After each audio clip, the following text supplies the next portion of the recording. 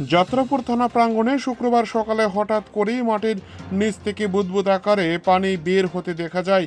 একই সঙ্গে হালকা ধোঁয়ার মতো দৃশ্য চোখে পড়ায় থানার পুলিশ কর্মীদের মধ্যে কিছু সময়ের মধ্যে আতঙ্কের সৃষ্টি হয়েছে। প্রাথমিকভাবে কেউ বিষয়টিকে মাটির নিচে জমে থাকা গ্যাস, আবার কেউ মিথেন গ্যাসের নির্গম বলে ধারণা করেন।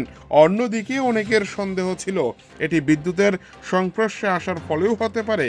পরবর্তীতে যাত্রাপুর থানার ওসির তৎপরতায় একজন ইলেকট্রিক মিস্ত্রিকে ডেকে এনে ঘটনাস্থল পরীক্ষা করা হয়। পরীক্ষা নিরীক্ষার পর নিশ্চিত হওয়া যায় বৃষ্টির জল বিদ্যুতের সংস্পর্শে আসার কারণে বৈদ্যুতিক শক সৃষ্টি হচ্ছিল। সেই কারণে মাটির নিচ থেকে বুদবুদের সঙ্গে হালকা ধোয়ার মতো দৃশ্য দেখা যাচ্ছিল। এই বিষয়ে যাত্রাপুর থানার সাব ইন্সপেক্টর বিজয় চক্রবর্তী জানান, সকাল থেকেই বিষয়টি নিয়ে আমরা উদ্বিগ্ন ছিলাম, তবে প্রথম থেকেই আমাদের ধারণা ছিল এটি বৈদ্যুতিক শকের কারণেই ঘটছে। পরে পরীক্ষা করে সেই ধারণা সত্যতা পাওয়া গেছে। এ নিয়ে সাধারণ মানুষের আতঙ্কিত হওয়ার কোনো কারণ নেই বলে জানিয়েছেন থানা কর্তৃপক্ষ। যাত্রাপুর থেকে নিজস্ব প্রতিনিধির রিপোর্ট, টিভি 100 বাংলা।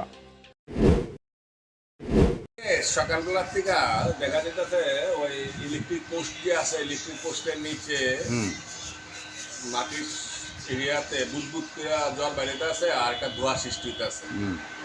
তো এটাতে সাধারণত এটা কারণ হইতেছে ওই মাটির নিচে বা ইলেকট্রিক পোস্টটা শর্ট হয়ে গেলে সাধারণত বিক্রিয়া ঘটটা এটা এরকম ঘটনা ঘটে। তো আমরা সঙ্গে সঙ্গে কাঠালিয়া ইলেকট্রিক অফিসে আমরা জানাইছি, তারা আমাদের কল পেয়ে দৌড়ে তারা আইছে।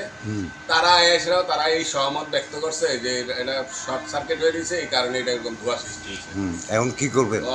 তারা এখন কাজ করবো, তারা এটা যাতে শর্ট সার্কিট না হয় তারা উদ্বোধন কর্তৃপক্ষের লোকের যোগাযোগ করা হয়েছে। যোগাযোগ করে তারা ইনস্ট্রাকশন দিছে অ্যাকর্ডিংলি। সেই ইনস্ট্রাকশন অনুসারে তারা এখন বিদ্যুৎ বিভাগের লোক আমাদের থানাতে আছে, তারা এখন সেই অনুসারে কাজ করছে।